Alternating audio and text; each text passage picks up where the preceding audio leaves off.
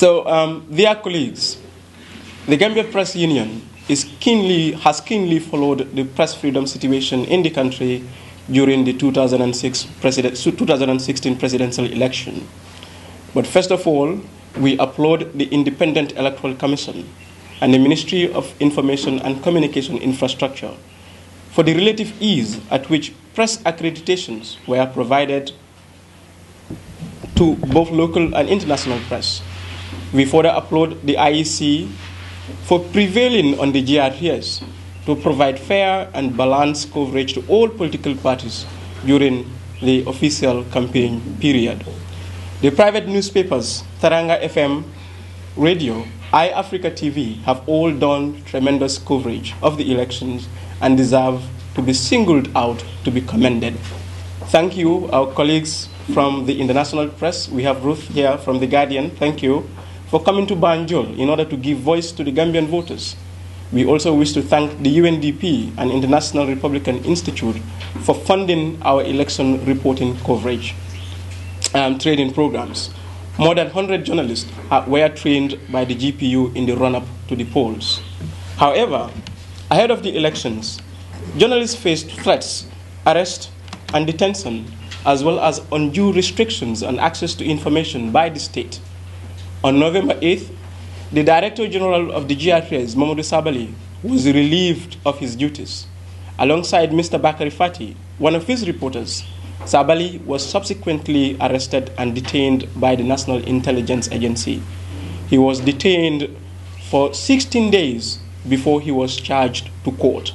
Mr. Fati, meanwhile, remains in detention with no access to his family or lawyers. On Thursday, 2 days later, November 10th, Alaji Manka, whose brother we have here, a freelance photojournalist, and Yunus Salu, a reporter of the Daily Observer, were arrested and detained for taking photographs of President Jammeh's supporters during his nomination at the IEC. Yunus was released a day later on Friday. Alaji Manka spent 7 days in detention at the NIA. He was subjected to lengthy interrogations and screening. Both Yunus and Manka were released without any charges pressed against them. On the evening of November 30th, 2016, the government shut down internet connections, restricted international call and SMS services. Although services were restored on December 2nd, the journalists who in this 21st century depend almost solely on internet connection were frustrated for 2 nights and a day. On Monday, January 11, 2 reporters from Al Jazeera News Network were deported from the country. The Gambia Press Union hereby condemns in the strongest terms the arrest and detention of these media practitioners. We further condemn the blockade on the internet, international call and SMS services. We call on the government to drop the charges against Mamadou Sabali and discontinue his trial. We called for the immediate release of Mr. Fati, who has been in detention for 6 months, for 1 month, 6 days today. We also call on the government to respect the United Nations Human Rights Council's resolution on the promotion, protection, and enjoyment of human rights on the internet, to remove the blockade on WhatsApp and Skype, and refrain from further interferences with the internet. Moreover, we condemn the deportation of Al Jazeera journalists, and we call for review of media accreditation procedure that gives wide powers to state authorities to cherry-pick who to give or refuse press accreditation. Colleagues, the Gambia Press Union is deeply concerned by the prevailing political uncertainties brought about by the unfortunate and regrettable U-turn made by President Jammeh on the results of the December 1st presidential election. We are aware of the risks and challenges the current political environment poses to press freedom. We therefore call on both sides of the political divide to give full cooperation to the media and uphold the values of press freedom. We further call on all security agencies to ensure the safety of journalists. Equally, we call on you, the journalists, to be professional in the execution of our duties. We also implore you to be effective and daring. These are crucial times. Our people, our country needs us more than ever before. Let us give comprehensive coverage of events as they unfold.